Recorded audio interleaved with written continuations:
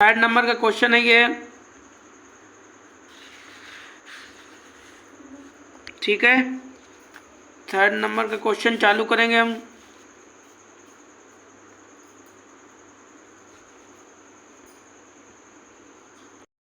देखो हमने सारणी बना ली इसकी। अब हम यहाँ पे लिखो, पहले हम सारी लिखे ले रहे हैं।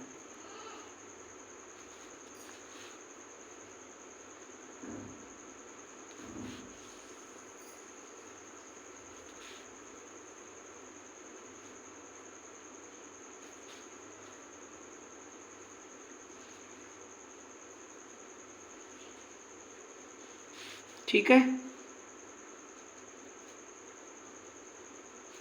लिख लिया। इधर का यहाँ पे लिखा है विद्यार्थियों की संख्या कितनी दी गई है। यहाँ पे विद्यार्थियों की संख्या दी गई है 11, 10, 7, 4, 4, 3, 1। ठीक है, तो देखिएगा ये वाला सवाल थोड़ा अलग है, इसे कैसे करेंगे। देखिए ये जो आपको दिख रहा है ना, आप इसे जोड़ लीजिएगा। जैसे 0 और 6 को जोड़िएगा तो कितना आएगा, 6 ही तो आएगा। और 6 का क्या कर दीजिए, आधा कर दीजिए। तो आधे वाले को क्या लिखोगे आप, मध्य पद। पहले हमने देखो क्या किया, ऐसे लिख दिया, ऐसे लिख लिया, ऐसे लिख लिया। आप देखो बीच में हमने क्या लिखा, मध्य बिंदु। मध्य बिंदु मतलब कहने का मतलब इसके जो बीच का हमें निकलेगा। पहले हम इसे जोड़ेंगे तो 6 प्राप्त होगा, उसका आधा करो कितना हो जाएगा, इसका आधा हो जाएगा 3। ठीक, अब इसका आधा करो, पहले इसे जोड़ो, 16, 16 का आधा क्या, 8। इसका आधा करो कितना होगा, 28, 28 का आधा कितना, 14। इसका आधा करो तो 34, 17 दूनी 34। इसका 28, इसका जोड़ोगे तो 48 हो जाएगा। 48 का आधा 24 दूना 48, से जोड़ो कितना हो जाएगा, इसका आधा होगा 33। ठीक है, इसका आधा करो, इसका आधा कितना होगा, 39। ठीक है, सब जोड़ जोड़ के ऐसे कर लो। देखो हम आपको इस पर समझा, जैसे हमने यहाँ पे जोड़ा 20 और 8 को, 28 को जोड़ा, इसका क्या कर दो, आधा कर दो। जैसे 2 एकन 2 एकन और 24 आ गया। ऐसे करके इन सबका क्या कर लो, आधा कर करके लिख लो। ठीक है, अब क्या करो, इन दोनों का गुणा करो, तो गुणा करके लिखो, कितना लिखोगे, देखो 33, 11 3 80, 80। ठीक है, 14 का पारा 7 बार पढ़ लो, 14 का पारा 7 बार पढ़ लो, पारा 7 बार पढ़ लो, कितना आएगा, 4 84, 17 17 चक 68 और 24 का 24 चकु 96, 9 9 33 99 39 39। ठीक, इतना आपको प्राप्त हो गया। आप क्या करो, आप लिखो योग। ये क्या होता है, सिग्मा एफ बराबर, ये कितना हो जाएगा, 40। इसे जोड़ो, सिग्मा, ये तो हाँ मध्य बिंदु को नहीं जोड़ा जाता, इस वाले को जोड़ लो। इस वाले के लिए हम यहाँ पे लिख ले रहे, ठीक है। सिग्मा यहाँ पे लिखा नहीं, एफ और मल्टीप्लाई एक्स। ठीक है, यहाँ पे लिखो सिग्मा एफ और एक्स, कितना आएगा, जोड़ो 499। आप जोड़ लीजिएगा, हम जोड़ लेते हैं आप। ठीक है, अब इसका क्या निकालना है, समांतर माध्य, माध्य या समांतर माध्य बराबर सिग्मा। ठीक, लिख लो कितना दिया गया और ये कितना दिया गया। जब आप इसका भाग करोगे आपको कितना प्राप्त होगा, 12.475, इतना आपको प्राप्त होगा। ठीक है, तो ये 3 नंबर का क्वेश्चन था। देख लीजिएगा, हम दोबारा समझा दे रहे हैं आपको। हमने क्या किया कि सबसे पहले इसका क्या किया, आधा, पहले इसे जोड़ा, जोड़ने के बाद इसका आधा कर लिया, लिख लिया, इसे जोड़ा, इसका आधा कर लिया, इन सबको जोड़ के इसका आधा करते गए, और जो विद्यार्थियों की संख्या थी वो हमने जोड़ ली, 40 निकल के आई। उसके बाद ये जितना गुणा किया था इन दोनों संख्याओं का ये जोड़ लिया, और इनका जो सिग्मा एफ एक्स था उसका भाग दे दिया, सिग्मा एफ एक्स का भाग सिग्मा एफ एक्स में दे दिया हमने। सिग्मा जो ये नीचे वाली संख्या होती है ना उससे ऊपर वाले को भाग दे देते हैं, तो भाग दीजिए कितना, आपको इतना प्राप्त हो गया। ठीक है, अब चलते हैं 3 नंबर को 4 नंबर क्वेश्चन की तरफ। 4 नंबर का क्वेश्चन है, इसमें लिखा है ऊंचाई, इसे लिख लो x, आदमियों की संख्या इसे लिख लो f। ठीक, तो पहले कितना लिखा है 150, फिर कितना लिखा है 160, फिर कितना लिखा है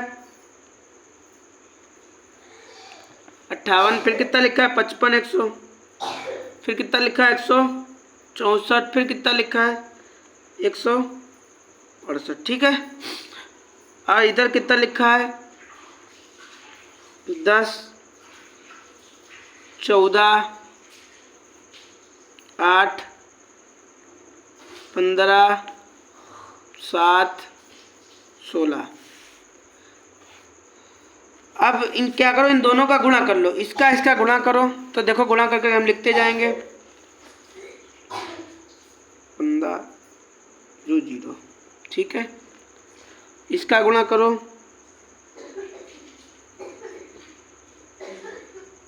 ठीक है, इन सारे के गुणा कर ले रहे हैं हम, नहीं तो गुणा हम कर ले रहे हैं और बाद में हम आपको दिखा देंगे कैसे। देखिएगा, हमने इन सबके गुणा करके रखे हैं, आप इन दोनों का गुणा कर लीजिए, गुणा तो करना डबल वाला आता ही होगा। अब लिखो आप योग बराबर, इनका योग कर लीजिएगा, योग इनका निकलेगा 70, इसका योग करो,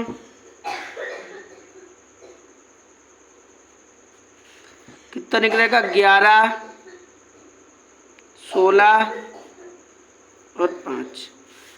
आप सूत्र लिखिए, माध्य बराबर समांतर माध्य बराबर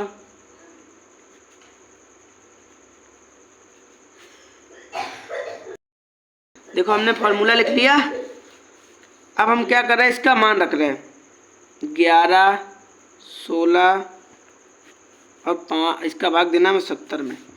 जब आप भाग करोगे आपको कितना प्राप्त होगा 59.5। ठीक है, ये 4 नंबर वाले का आंसर हो गया।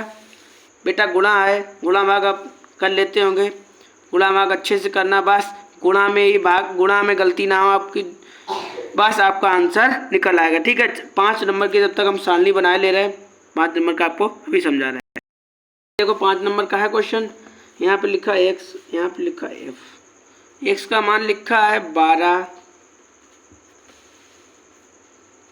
20, 27, 33 a और 54। ठीक है, लिखा है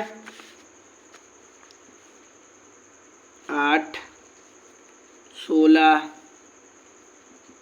48, 90, 30, 8। ठीक है, इन दोनों का क्या करो, गुणा कर लो। ठीक है, एक्स्ट्रा लाइन हो गई, इसे हटा दो। देखो हम गुणा कर ले,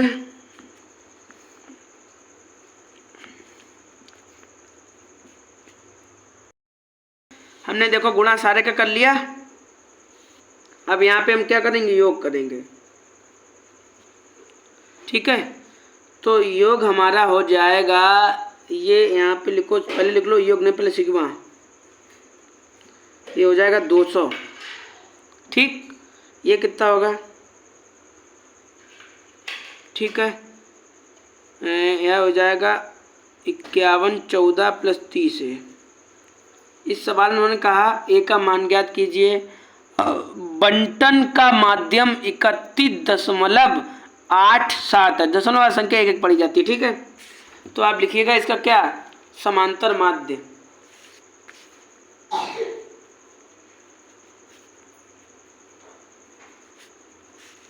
फॉर्मूला वही लगेगा, ठीक है।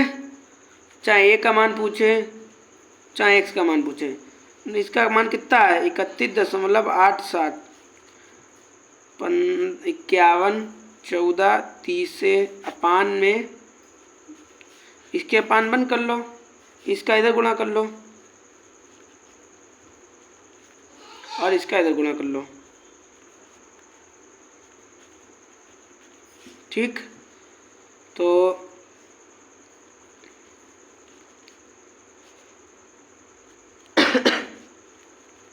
गुणा करो कितना प्राप्त होगा 63 ठीक।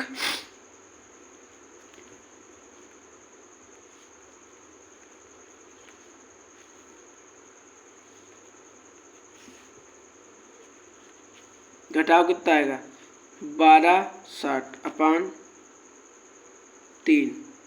यहाँ पे 30 था, 3 नहीं था, ठीक है।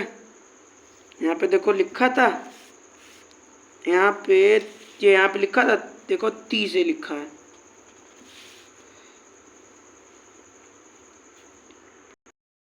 से लिखा था।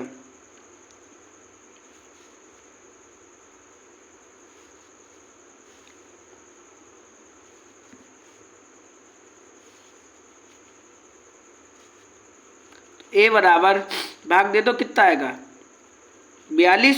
कैसे करके देखो, 0 0 उड़ा दो, 3 1 3 3 चौक 12, 3 दूना 6 आ गया, ठीक है। देखो जैसे जहाँ पे यहाँ पे है ना x का मान पूछे चाहे y का मान पूछे, किसी का भी मान पूछे, आप इन दोनों का गुणा कर लीजिएगा।